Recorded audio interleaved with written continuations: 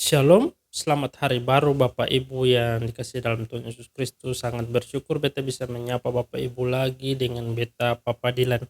Katong sekarang sudah masuk pada masa-masa yang sudah dekat dengan Jumat Agung dan Paskah, dan tentu saja membawa katong pada pemikiran tentang pengorbanan dan kasih Kristus. Secara konsisten salah satu gelar yang dilekatkan pada Tuhan Yesus Kristus sebagai anak domba Allah, satu ketika Tuhan Yesus memanggil para murid dan kemudian berjumpa dengan Yohanes. Yohanes merujuk pada dua murid yang lain dan menyebut Yesus sebagai domba atau anak domba Allah yang menghapus dosa seisi dunia.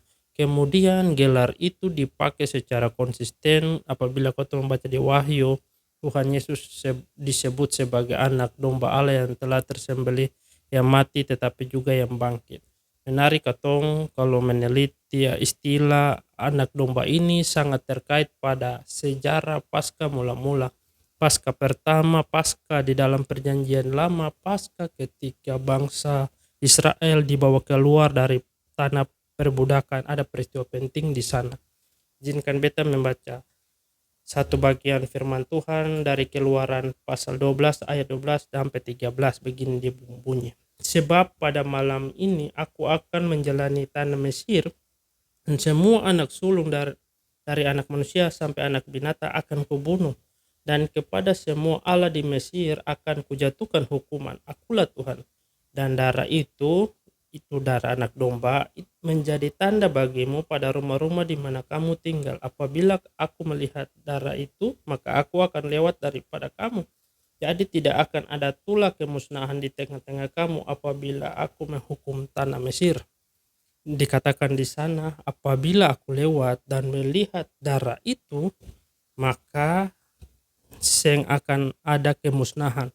Yang pertama, kau berbicara tentang darah anak domba yang disembelih di malam hari itu, dan kemudian darahnya diusapkan di tiang pintu, dan Tuhan berkata, ketika ada darah itu, maka aku akan lewat. Aku akan pesah. Di dalam bahasa Ibraninya, dari kata itulah muncul kata Paskah.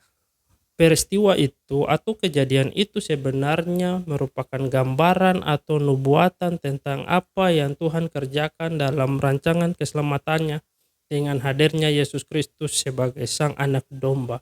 Ketika orang Mesir mengoleskan darah anak domba itu, maka keselamatan, kelepasan terjadi.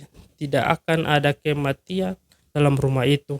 Demikian juga kalau kau berbicara tentang Yesus Kristus, darah Yesus Kristus yang ditumpahkan itu menjadi perlambangan keselamatan. Mata ketika orang beriman, ketika orang percaya kepada darah anak domba yang ditumpahkan itu, disalib di Golgota itu, maka orang beroleh kasih karunia dan selamat. Ini berbicara tentang karya keselamatan Allah yang digenapi, yang disampaikan atau yang dinyatakan melalui pencurahan anak domba.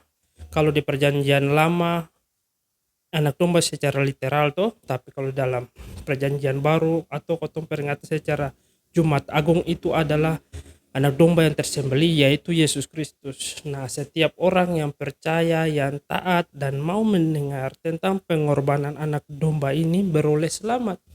Dia akan pesah. Dia akan dilewati oleh kemusnahan, oleh maut, di dalam konteks katong manusia perjanjian baru, oleh penghukuman kekal. Nah, betapa luar biasa Yesus Kristus menjadi anak domba yang suci, yang kudus, yang sing bercela, yang karena penumpahan darahnya saya dan saudara yang beriman, yang percaya beroleh selamat. Puji nama Tuhan.